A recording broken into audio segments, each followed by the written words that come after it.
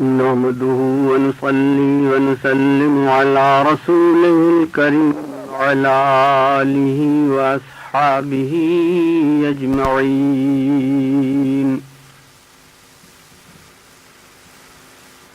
کہ خدا را منفقاں را سیردار،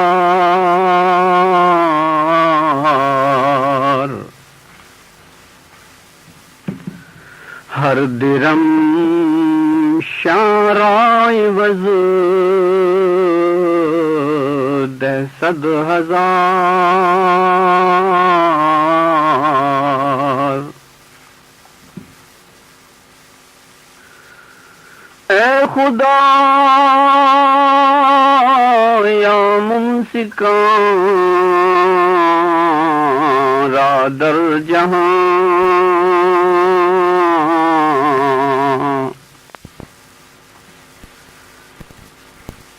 تو مدح اللازیان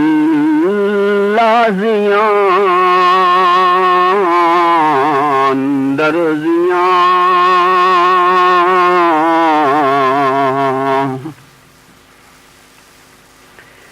اس وقت مثنوی شریف کے وہ اشعار پڑھے گئے ہیں جن میں حضرت مولانا رومی نے ایک حدیث پاک کی طرف اشارہ فرمایا ہے. مثنوی میں مسائل سلوک اور اصول تصوف کی تائید میں بعض مقامات پر قرآن و حدیث کے معارف بیان ہوئے ہیں. آج کے اشعار میں انفاق فی سبیل اللہ کے لطائف بیان کیے گئے ہیں. قرآن کریم میں مومنین کی صفات میں انفاق فی سبیل اللہ کو مومن کی دوسری صفت قرار دیا ہے. امام الصوفیہ حضرت شاہ عبدالعزیز محدث دہلوی رحمۃ اللہ علیہ نے انفاق فی سبیل اللہ کی 7 اقسام بیان کیے ہیں. اول زکوٰۃ مفروضہ کہ یہ صاحب نصاب پر لازمی اور ضروری ہے. دوسرے صدقہ فطر. تیسرے خیرات جو سائلوں کو دی جاتی ہے. اس میں ضعیف، یتیم اور قرضدار وغیرہ شامل ہیں. چوتھے وقف اداروں کو مدد دینا جیسے مسجد، مدرسہ اور دیگر رفاہی کام. پانچویں حج کے مصارف خواہ اپنے لیے یا دوسروں کے لیے. چھٹا دفاع یعنی جہاد پر خرچ کرنا کہ اس مد میں خرچ کرنے پر 1 درم پر 700 دراہم کا ثواب ملتا ہے. ساتویں اہل و عیال اور ضعیف ماں باپ پر خرچ کرنا. یہ سب انفاق فی سبیل اللہ کے مدات ہیں. انفاق فی سبیل اللہ کی تفسیر صوفیہ یہ بھی کرتے ہیں کہ باطنی صلاحیتوں اور جملہ قوتوں کو راہ خدا میں صرف کرنا چاہیے. انفاق فی سبیل اللہ کے بارے میں حضرت تھانوی رحمۃ اللہ علیہ نے بیان القرآن میں لکھا ہے کہ اس آیت میں یہ بھی داخل ہے کہ ہم نے جو مومنوں کو انوار معرفت عطا کیے ہیں وہ ان کا طالبین حق پر افاضہ کریں، یعنی بحکم الہی مریدین کو قلباً فیض پہنچائیں.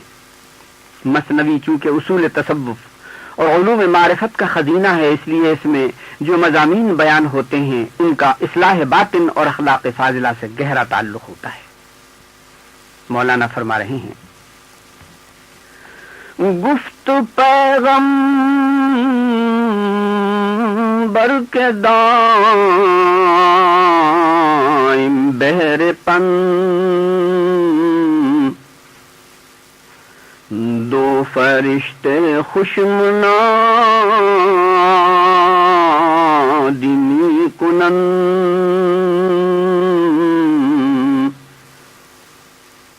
پیغمبر آخر الزماں صلی اللہ علیہ وسلم کا ارشاد ہے کہ ہمیشہ 2 فرشتے یہ دلکش منادی کرتے ہیں کہ خدا یا منفقاں را سیردار،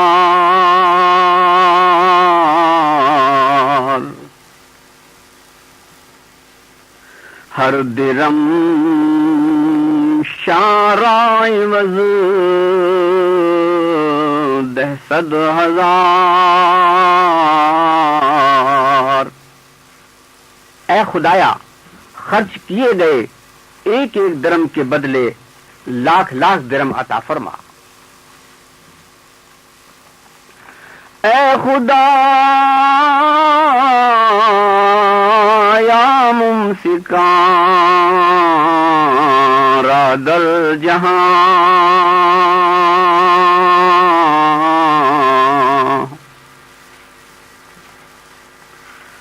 اے خدا یا ممسکان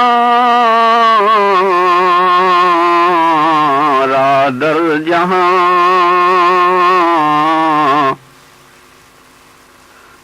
تو مدح لازیاں درزیاں، اور اے خدا بخیلوں کو دنیا میں نقصان پر نقصان دے کہ وہ خوشحال نہ رہ سکیں۔ فرشتوں کی طرف سے خوشخبری اور خوف و غضب کی جو نسبت ہوا کرتی ہے، اس میں اللہ کی طرف سے ان حالات کی طرف اشارات ہوتے ہیں جو خوشحالی یا بدحالی اور بربادی یا آبادی کی صورت میں رونما ہوا کرتے ہیں۔ گویا حق تعالی شانہ کی طرف سے اعمال کے نتائج کا اعلان فرشتوں کی آواز میں ہوتا ہے، جس کو انسان اگرچہ سن نہیں سکتے، انبیاء کرام ان کو اپنے الفاظ میں بیان کرتے ہیں۔ مولانا رومی نے فرشتوں کی ندا کو دلکش کہہ کر کے اس امر کی طرف بلیغ اشارہ فرمایا ہے کہ ضرورت مندوں پر مال خرچ کرنا، ملک و ملت پر پیسہ لگانا ایک طرف تو خدا کے ہاں باعث اجر و ثواب ہوگا، اور دوسری طرف دنیا میں اصحاب خیر کے لیے محبت و ہمدردی اور دوستی کی دلکش فضا پیدا ہوگی۔ جن لوگوں کی امداد کی جائے، جن کو سہارا دیا جائے اور جن کی مدد کی جائے، ان کے دل میں دینے والے کی محبت پیدا ہوتی ہے اور ایک خاص قسم کی نسبت اس کے ساتھ حاصل ہو جاتی ہے۔ آڑے وقت میں ہر شخص مخیر حضرات کے ساتھ ہو جاتے ہیں۔ اس کے برخلاف جو لوگ پیسے کو سینت سینت کر رکھتے، حقداروں کو نہیں دیتے، ضرورت مندوں کو غصے کی نظر سے دیکھتے ہیں، اور جن کی جو محنت ہے، جن کا جو حصہ ہے، ان کو دینے میں حیل حجت کرتے ہیں، وہ مخلوق کی نظر میں مبغوض ہو جاتے ہیں۔ ان کی دنیا اور آخرت دونوں خراب ہوتے ہیں۔ یہ دنیا کا بڑا نقصان ہے اور آخرت کا عذاب تو بہت سخت ہے۔ غور کرنے کی بات ہے کہ نعمتیں جن میں مال و دولت بھی شامل ہے، یہ اللہ کا عطیہ ہے، اور اللہ کا خزانہ خالی نہیں ہوا کرتا۔ اگر اہل حق کو حق دیا جائے، مصیبت زدہ کی مصیبت پر حتی المقدور خرچ کر دیا جائے، تو حق تعالی شانہ اس کے بدلے اور بہت کچھ عطا فرما دیتا ہے۔ بلکہ بعض آیات میں تو یہ ہے کہ اللہ وہ بھی لوٹا دیتا ہے اور اس کے علاوہ اور بھی زیادہ عطا کرتا ہے۔ مولانا رومی نے اپنے اشعار میں بخاری و مسلم کی اس حدیث کی طرف اشارہ فرمایا ہے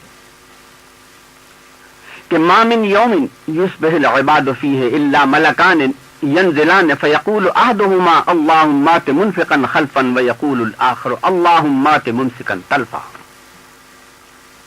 کہ کوئی بھی صبح ایسی نہیں ہوتی مگر یہ کہ ہر صبح دو فرشتے نازل ہوتے ہیں، ان میں سے ایک کہتا ہے اے مالک خرچ کرنے والے کو عطا فرماتا رہے، جس کے آثار بعد میں بھی باقی رہیں۔ دوسرا دعا کرتا ہے خدا بخیل کو نقصان پر نقصان دے۔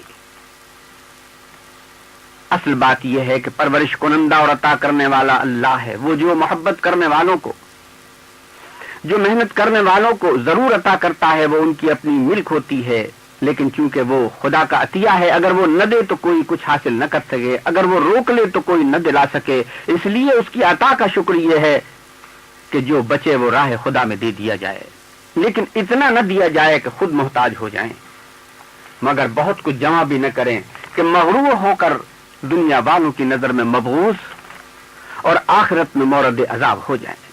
مولانا رومی ایک اور حدیث کا عارفانہ مضمون ارشاد فرما رہے ہیں، ہم چنی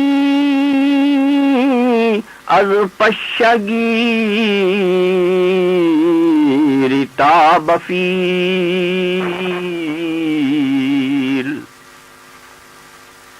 شد عیال اللہ حق نعم الوکیل.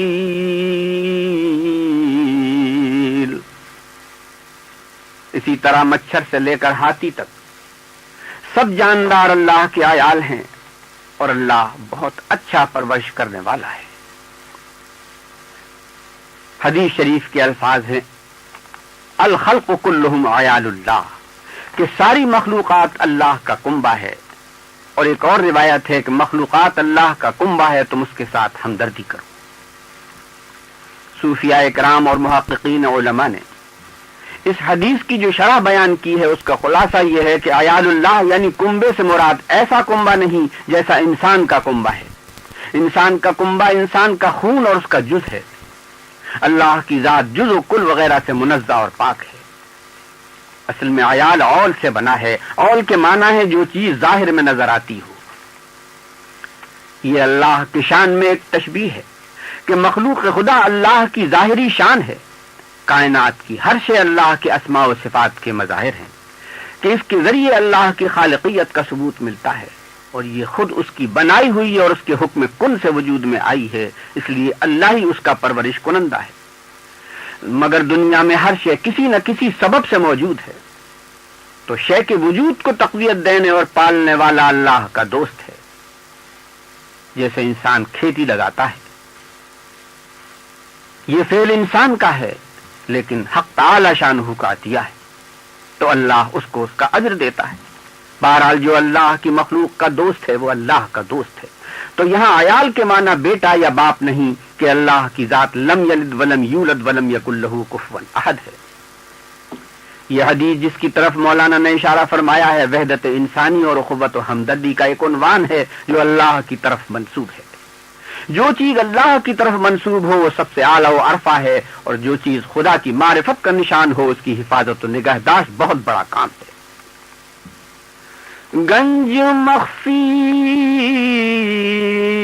بدز پر چاکل خاکرا تابا ترز افلاکل. وہ ایک مخفی خزانہ تھا جو اپنی کثرت کے سبب ظاہر ہو گیا. اس نے خاک کو آسمانوں سے زیادہ درخشاں کر دیا. تخلیق کا مقصد یہ تھا کہ ذات و صفات اور اسماء و صفات کی تمام قابلیتیں ظاہر میں ظاہر ہو جائیں. دراصل اس شعر میں ایک حدیث قدسی کی طرف اشارہ ہے کہ کنت کنزا مخفیا فاحببت ان اعرف فخلقت الخلق لان اعرف، کہ کائنات کے وجود میں آنے سے قبل میں ایک پوشیدہ خزانہ تھا. میں نے چاہا کہ اپنی صفات اور شیون کے رنگ میں پہچانا جاؤں تو میں نے مخلوق کو پیدا کر دیا. اس حدیث کی شرح اور باقی مضمون انشاءاللہ تعالی آئندہ نشست میں. وآخر دعوانا ان الحمد للہ رب العالمین.